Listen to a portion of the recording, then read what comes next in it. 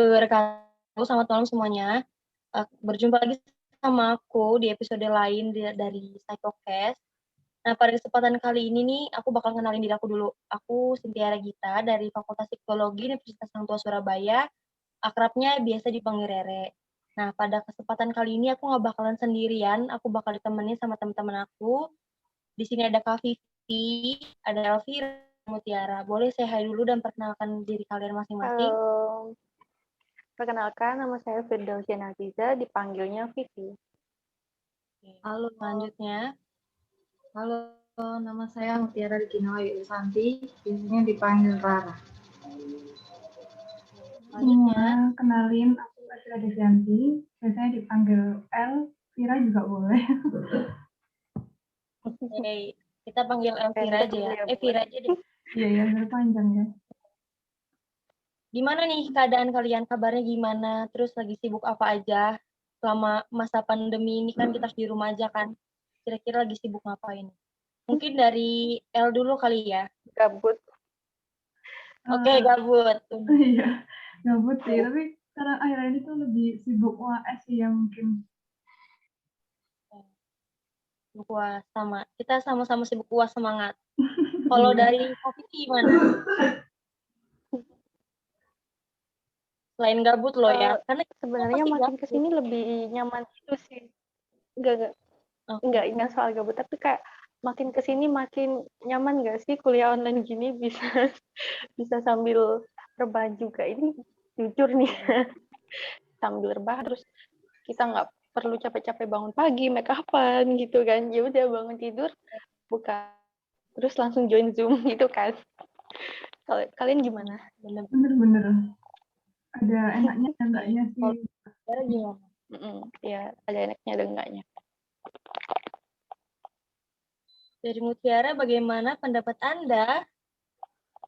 Sama Gimana sih, lebih ke sibuk buat tugas kuliah, UAS, online, nggak ketemu dosen.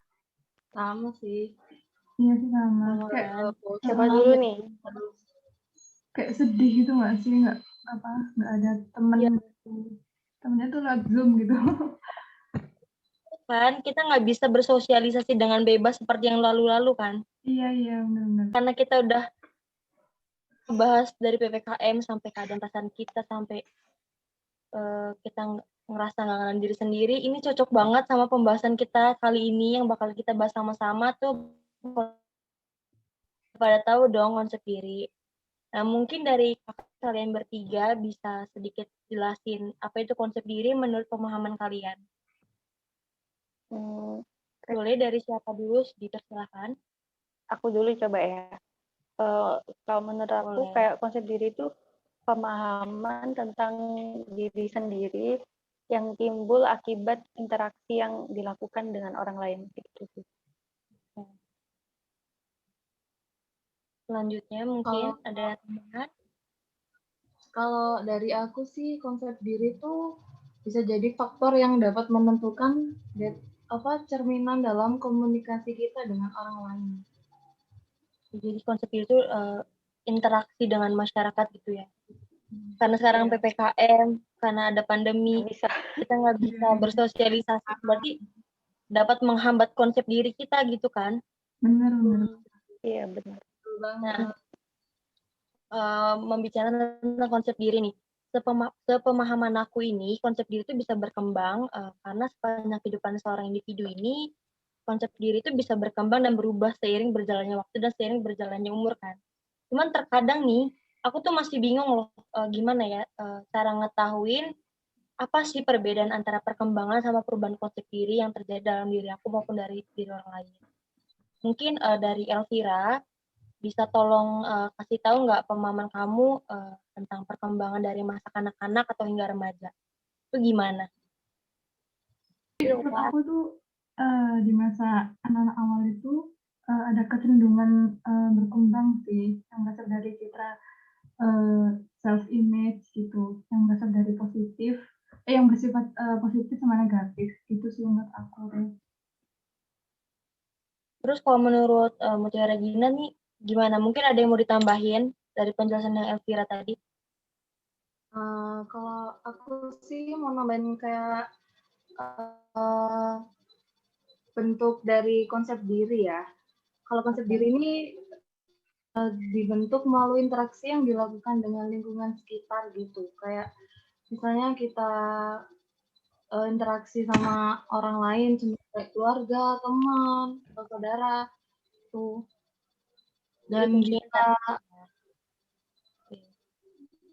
selanjutnya yang diperlihatkan itu kayak keterampilan seseorang dalam mengambil perspektif yang muncul pada usia anak-anak, khususnya sih pada kemampuan mengimajinasi apa yang diucapkan oleh orang lain. Gitu sih. Mungkin dari Kak Vivi ada yang mau ditambahin lagi.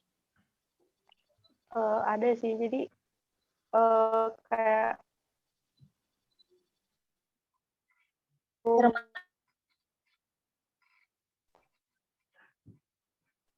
itu akan semakin berkembang secara selektif dan berstruktur berdasarkan pengaruh dari hubungan bersama kelompok, keluarga, dan sahabat.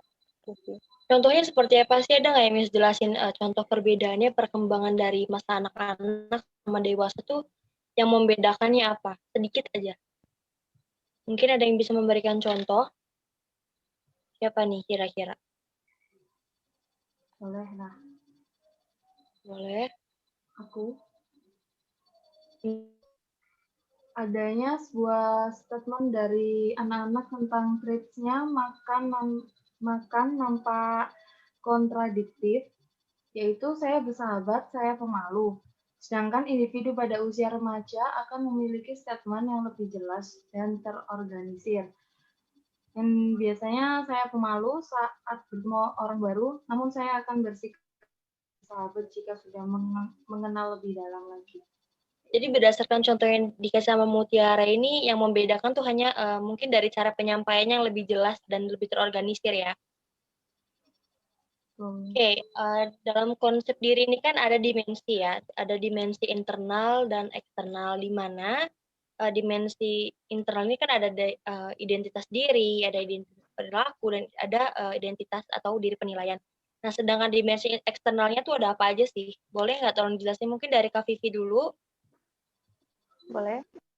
Jadi menurut aku nih dimensi eksternal itu ada dari diri fisik, persepsi seseorang mengenai kondisi fisik, kesehatan, penampilan, dan gerak motoriknya. Lalu ada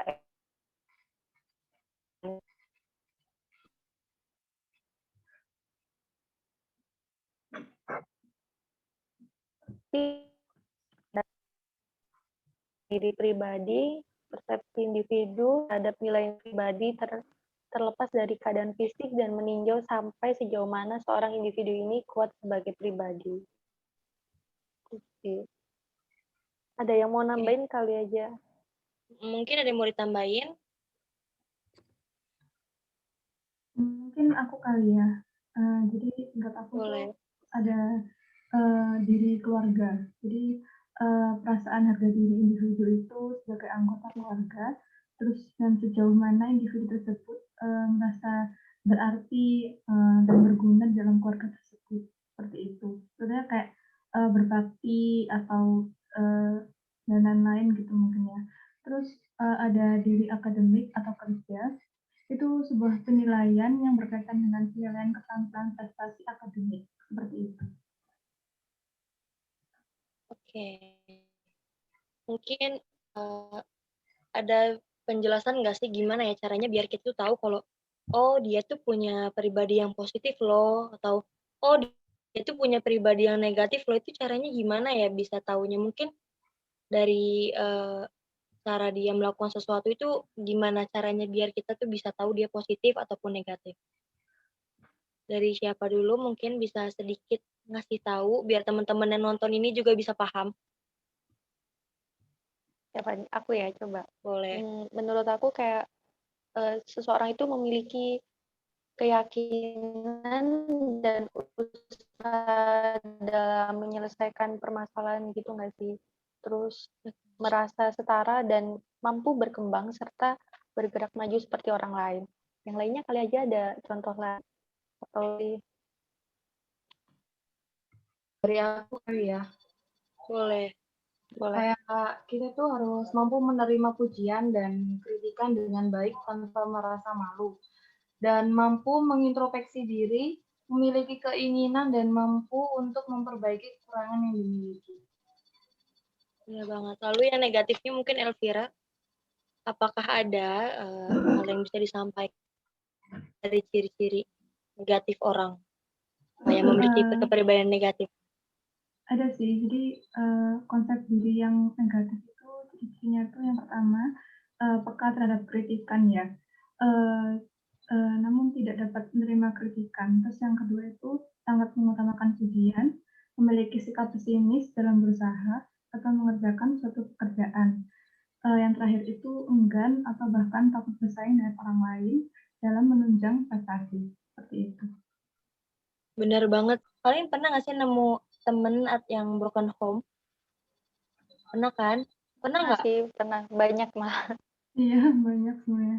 Di penglihatan kalian, oh my god, penglihatan loh. Menurut kalian, ya kan keren banget bahasa aku. Anak yang broken home tuh gimana sih identiknya?